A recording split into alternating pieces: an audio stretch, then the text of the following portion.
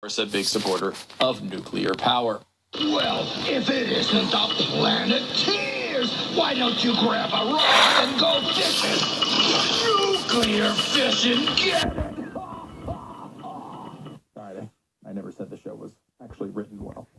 We've been conditioned since childhood to perceive nuclear energy as something to be feared, something uncontrollable, something evil that must be combated with the most moral and make-believe do-gooders. When people think of nuclear power, disastrous images of the accidents at Chernobyl, 3 Mile Island, and Fukushima usually come to mind. But how bad were they? Chernobyl was an accident waiting to happen. The Soviet reactor simply had no containment vessel.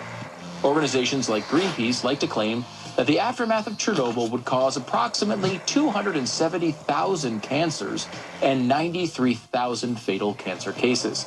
Some early estimates were as high as 500,000 deaths. Of course, those numbers weren't even close to scientists put together a studying every aspect of the Chernobyl disaster. We're talking every organization worth an acronym got together. The IAEA, WHO, UNDP, FAO, UNEP, UNOCHA, UNSCEAR, and the World Health.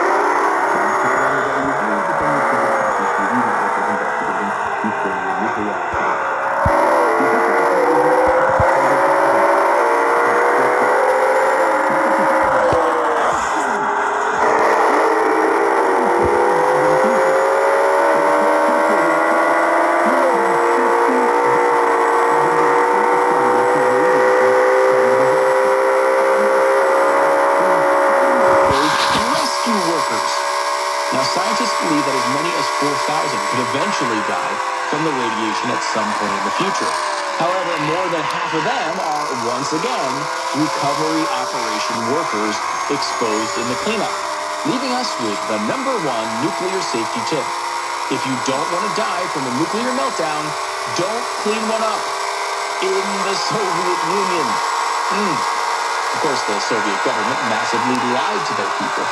That, combined with a heaping spoonful of ineptitude, meant that many children of the era wound up drinking contaminated milk. Thankfully, this has been far from a death sentence. Quote, the survival rate among such cancer victims has been almost 99%. Chernobyl is widely considered the worst nuclear disaster of all time. A pretty amazing title considering that the plant continued to operate until the year 2000 and still to this day employs 3,800 people. Yes, 76 times the amount of people that died because of Chernobyl still work at Chernobyl. 6 million people still call the area around Chernobyl home, and the ominous, iconic Ferris wheel is rotting from old age and neglect, not radiation. Now, 3 Mile Island was, in fact, the complete opposite of a catastrophe. It was actually a success story. Nuclear power has won over former Greenpeace activist and founder Patrick Moore. He praised the power plant, writing, the concrete containment structure did just what it was designed to do, prevent radiation from escaping into the environment. And although the reactor itself was crippled, there was no injury or death among nuclear workers or nearby residents. What about Japan's Fukushima? Tragically, about 1,000 people died because of Fukushima. During the evacuation, a grand total of 0 people died as a result of the radiation exposure. None, making it incredibly clear that the evacuation from the nuclear disaster is far, far more dangerous than the actual nuclear disaster. According to one of our favorite acronyms, UNSCEAR, radiation exposure following the nuclear accident at Fukushima did not cause any immediate health effects. It is unlikely to be able to attribute any health effects in the future among the general public and the vast majority of workers. Yes, accidents have happened, but nuclear power isn't the dreaded cluster that Kathleen Flanagan purports that it is. The world's still full of nuclear power plants and nuclear warheads. There will be other accidents. I will have my day. Then everyone will be like me. Not well. Stocky Nukem. Wow, that show is awful. Despite the annoying captain's propaganda, not only is nuclear power safe, it is the safest form of energy known to man. Even wind power kills over 60% more people per kilowatt hour. Solar, almost 5 times as many as nuclear, and hydro, more than 15 times as many. According to the UN, coal kills everyone in the world 5 times over every 3 hours. That's a little ridiculous, but some of the pollution estimates, they go a little over the top. But mining and production do kill people far more frequently than nuclear. Hydropower is thought of as safe and green, but just one series of dam collapses in China in the mid-70s killed between 170 and 230,000 people. Really poorly acted eco-villains like Duke Nukem can't come close to competing with that. And if it's global warming scare tactics that you like, remember that according to the EPA, nuclear power plants do not emit carbon dioxide, sulfur dioxide, or nitrogen oxides. That being said, take that, Captain Planet. I can save the Earth from environmental destruction and loss of human life in way less than 23 minutes, and I can do it with the help No! of Duke Nukem. People! Gonna take pollution down to zero. I like it. So to review, nuclear power is safe, accidents are rare, and even the worst ones are usually relatively minor in the end. Nuclear power is actually the greenest energy source, if greenest was actually a thing. And nuclear power is not scary. The fact that Ted Turner made a children's cartoon is what's scary.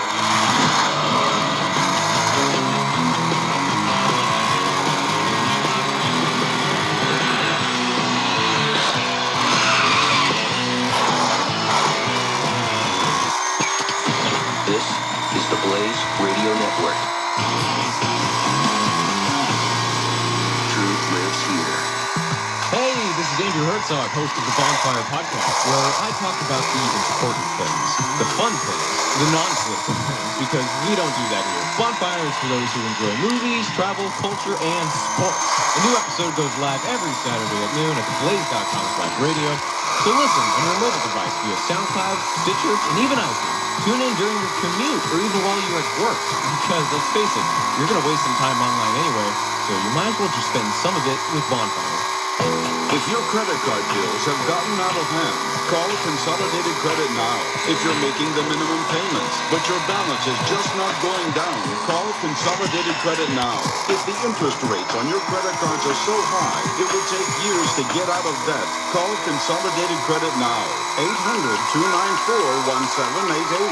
They've helped over 5 million people with credit card debt. They can consolidate your debts into one lower payment, reduce your interest rate, and get you out of debt fast. If you're struggling with credit card debt, Consolidated Credit Programs will teach you how to get out and stay out of debt. Call 800-294-1788. 800-294-1788. That's 800-294-1788. Consolidated Credit Counseling Services Incorporated, 5701 West Sunlight Boulevard, Fort Lauderdale, Florida, 33313. Not a loan company. Licensed by the New Department of Financial Services or by the Vermont Department of Whoa!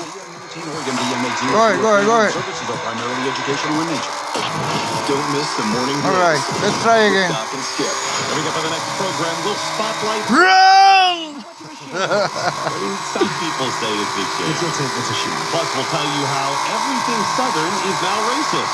What do you mean everything Southern is Everything racist? Southern now is racist, apparently. Name one thing. Name one thing that's not. Fried chicken. Okay, bad example. The Morning Blaze with Doc and Skip. Weekday mornings, 6 to 9 Eastern on the Blaze Radio Network.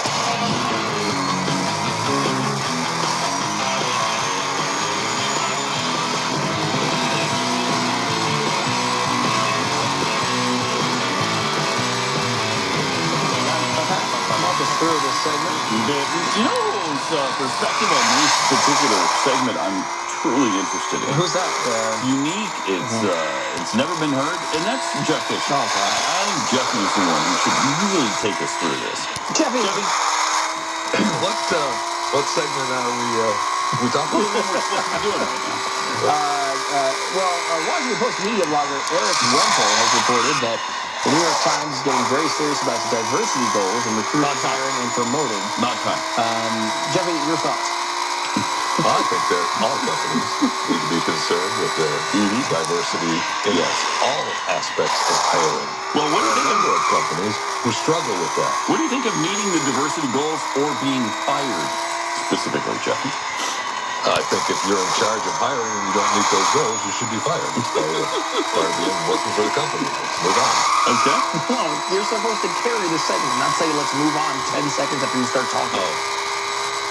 Big moment in this baseball, dude. Is he out yet? Hold on. Is watching the Toronto Blue Jays. Okay, the bases are loaded.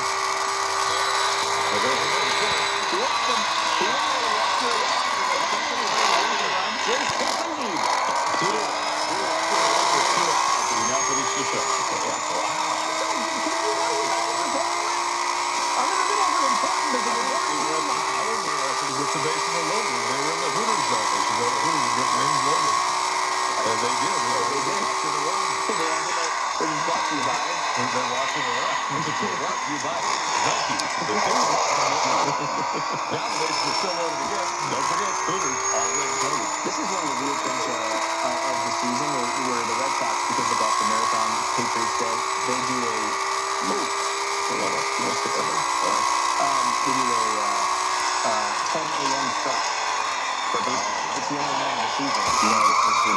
If you're watching this on delay, you already know the result of the game or don't care about it. Which is possible watching it live.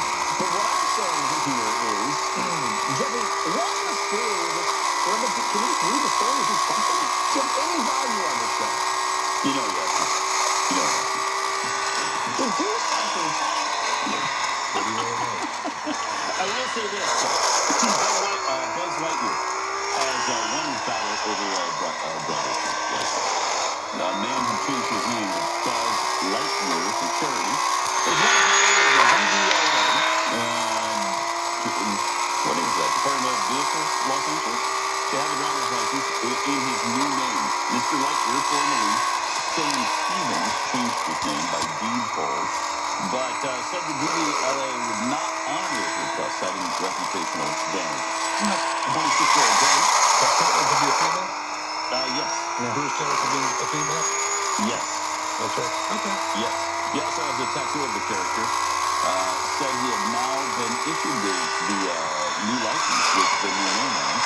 He said that a range of evidence that was needed for the application, and now they have it. We recognize people may choose to change their name for many reasons. The driving license is an important official document which is used both here and abroad. That's why we look for a range of evidence to support the application before we update our records.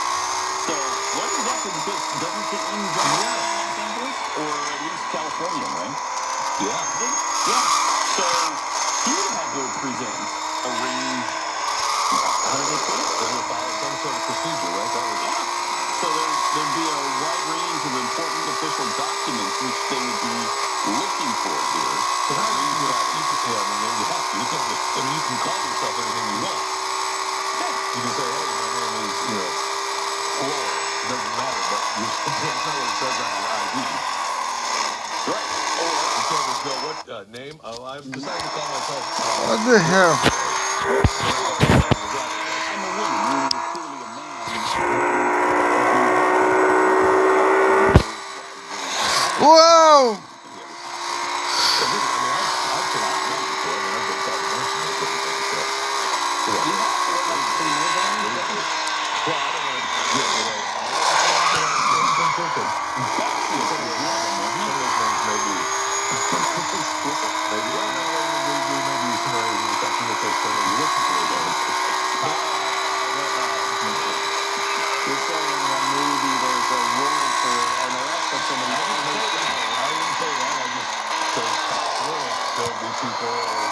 Looking for that name. Well, I did take my name to a car accident with a brand new Honda. I did that for a year. That's for car. Right. Yes. For a year. Right. He didn't get to keep it. One of those dumb radio bits.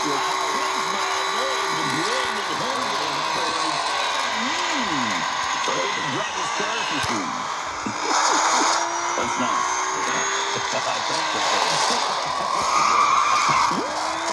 interesting way of driving cars that you don't purchase. Maybe that's one of the reasons why some of your names are so delicious. Possible that that may have been one of the things that I used at the same time. Also, according to BuzzFeed, people are loving this teenager's over-the-top senior picture. Chris Costello, 18-year-old senior at Penn High School in San Valley, Arizona. The fun-loving student told BuzzFeed that he never takes himself too seriously. He loves to have a good time. And with a kid trying to take his senior pictures for his graduation announcement, Costello wanted to do something that would make people laugh as well as capture the essence of his personality. So there he is, throwing money out of an airplane. What else? Do we have others? Yes, we have others. There he is drinking near a Jesus loves graffiti on the airplane. Here he is shaking champagne in his confetti.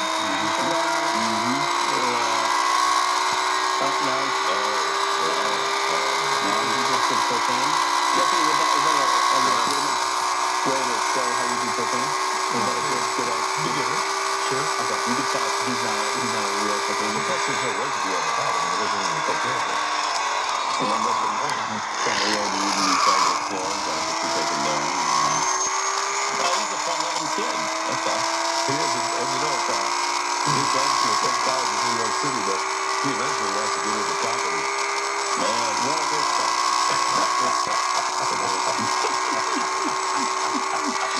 He's actually lifted up his gown there, showing that he's got a fan underneath. That's comedy right there for you. Good morning, everybody. Good morning. He's just a fun-loving kid who likes to have a good time. That's all. There's a really good picture of Rocky Mountain 2 runs from the 40. Nice. Not that I was watching the game during the segment. All people interested living in Toronto. What inning is that? We're in the top of the hour. For those of you in the 58th inning and 2-run home, you can go down to Pizza Hut and get your new free slice of pizza. You check it out. We're talking about the oldest commercial of baseball broadcast. And we're also talking about the commercialization of the human psyche. Yes. Well, This is the institutionalization. and also internationalization. I mean, who's proud of it? Are you right? And who's what? I think that's an honor. Maybe. I don't know. I don't know. What about the collectivization of manufacture? We're not talking about that at all today. We need a segment every day dedicated to the collectivization of human of manufacture and the institutionalization of the human psyche. Yes, we do. Just I would say one segment a day for each topic. That's all. I'm not saying we go crazy on it. You know, do we have a little bit of a dedication to the collectivization of manufacture every day? I mean, I think I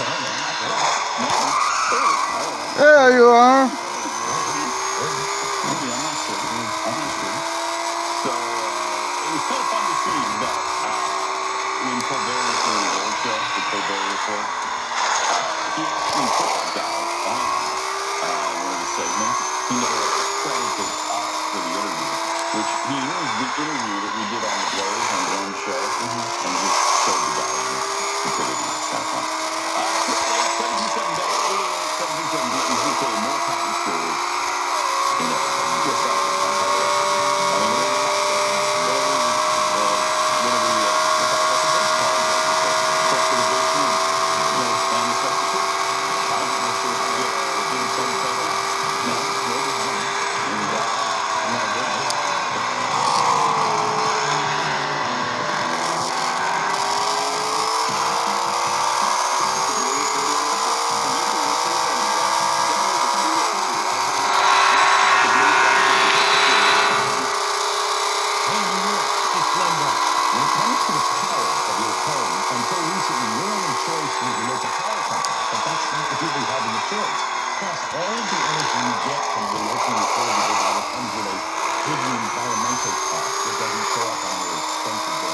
Thanks to some passionate entrepreneurs, we now have a choice.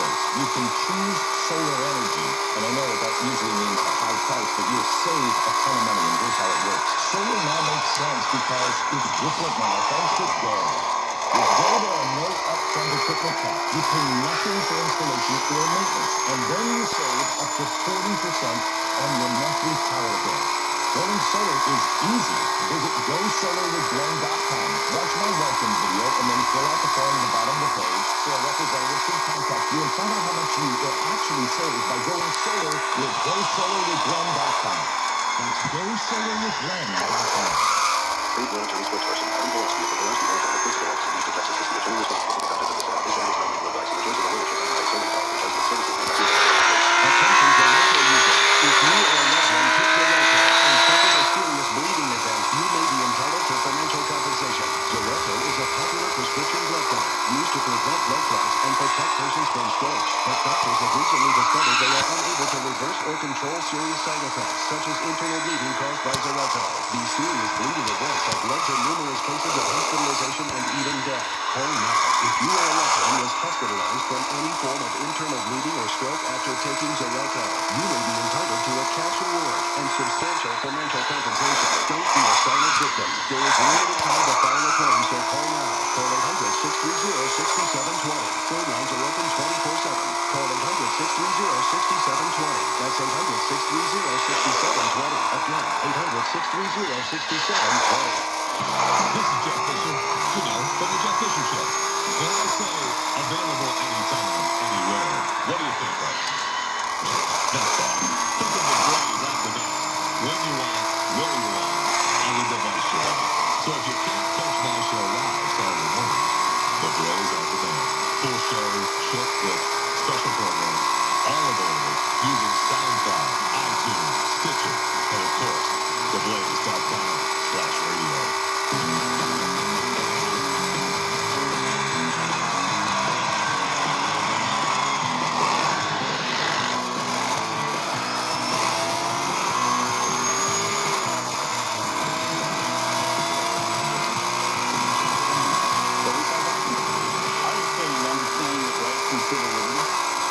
Something that we protect is also understanding.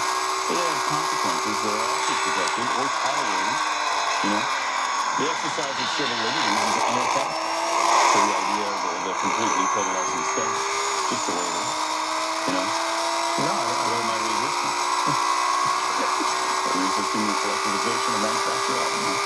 You don't think I was resisting it. I don't think I would know, but I don't. It does. Is it the institutionalization of the human psyche? I'm not sure. So, I actually put into the Google search institutionalization of the human psyche. And it goes to Cody Wilson, a Wikipedia page of Cody Rutledge Wilson, is an American crypto anarchist. So he's a crypto anarchist. And what is cited here is an interview on American gun politics and popular science studies list, and on subversion and resistance during the 2013 interview with Glenn Beck on the nature and motivations behind his efforts. And then they quote the nonsense. It's a big thing outside of ourselves. I guess so. I just thought we were just repeating it because it was funny. Yeah, well, that's why I was. I didn't realize it was a thing. Because we repeated it enough because it was funny, but it actually turned into a real thing. Many historians are going to tell you about William Henry Harrison dying of pneumonia, but that might not be so true. He didn't die of pneumonia? He died of the institutionalization of the human psyche. I hate when that happens. Did he resist the collectivization of manufacturers? I don't know. Maybe. Okay. Maybe. I don't know. You know, sure. That's right. William Henry Harrison passed away just 1 month after entering the White House. Oh my God. As the story goes, Harrison caught a cold while delivering his exceptionally long inauguration speech at the cold, wet day in early March. That cold turned into pneumonia and took the president's life. The researchers re-examined the journal of Harrison's physician, Dr. Thomas Miller, and found that his symptoms were really more indicative of typhoid fever. Miller even voiced doubt of his own diagnosis, saying, quote, the term pneumonia afforded a succinct and intelligible answer to the innumerable questions throughout the illness. The main Way! symptoms were constipation and abdominal distension. Harrison also had a history of indigestion. At the time, this was typically treated with carbonated alkaline, which neutralizes the gastric acid but kills off bacterial pathogens. This may have made Harrison more vulnerable to intestinal infections. And this conclusion is in line with other presidential elements of the decade. Both James Polk and Zachary Taylor developed gastroenteritis while in the White House. Taylor's case, like Harrison's, proved deadly, while Polk recovered briefly but died of cholera just 3 months later. So what killed these 3 presidents? It was most likely the White House's drinking habits. D.C., like most places in the mid-19th century, didn't yet have a Traffic! The White House received its water from a spring to the northeast, in a square bounded by 13 Going through. orientation. Unfortunately, this spring was just 7 blocks downstream from a night soil. Okay.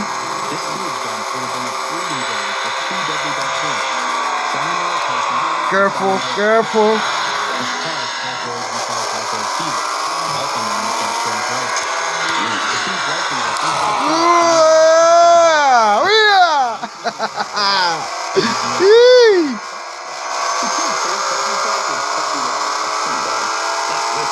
Outside, outside, outside.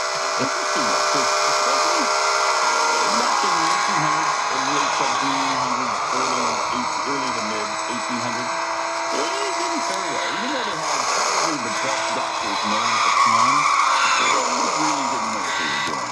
Like the guy who treated Washington, because he had, I don't know, I think he had fever. He was a fairly high fever, and he had flu-like symptoms. And so what did they do? You know, I do. The sympathy actually do it. They drug him. Over and over and over again. They cut the blood level. They cut him and let the blood flow out, thinking the infection was going to go with it. Instead, he bled to death. Too much blood. Yeah. So it's not easy. And there was one of the younger doctors there. It was like, stop cutting him. He's going to bleed to death. And the old guy, the guy who was actually the presidential doctor, was like, shut up, you young whippersnapper. You don't Yo! and that's that man. And it's pretty widely believed now that it was basically the simple she did kill him. That's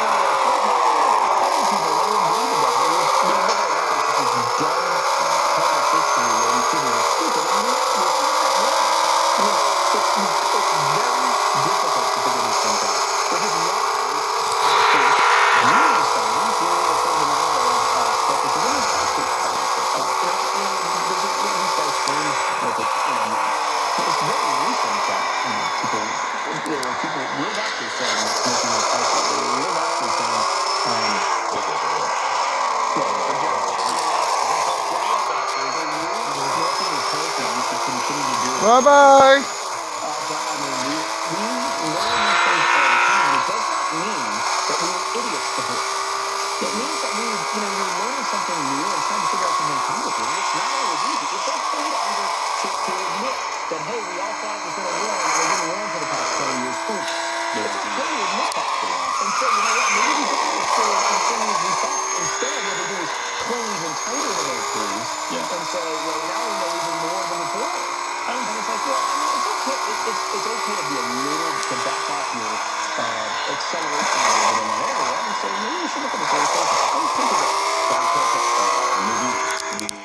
Yay!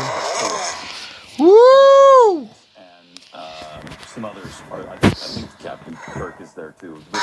They're going to look for Chekhov because he fell off a ledge or something and he hurt his head. So he's in the hospital, and they're looking for him, and they're going through the hallways, and there's people in the hallways on gurneys who are seeking treatment, and one woman in particular is getting dialysis treatment for bad kidneys. And he's like, the Middle Ages, the Dark Ages. He gives her a pill, and she's cured. You know, eventually that'll probably happen to us. You won't need dialysis. You won't need certainly you won't need to be poisoned well. Thank you. Now with cancer treatments, but with chemo or radiation. I mean, you're poisoning the body well. Figuring out to wash your hands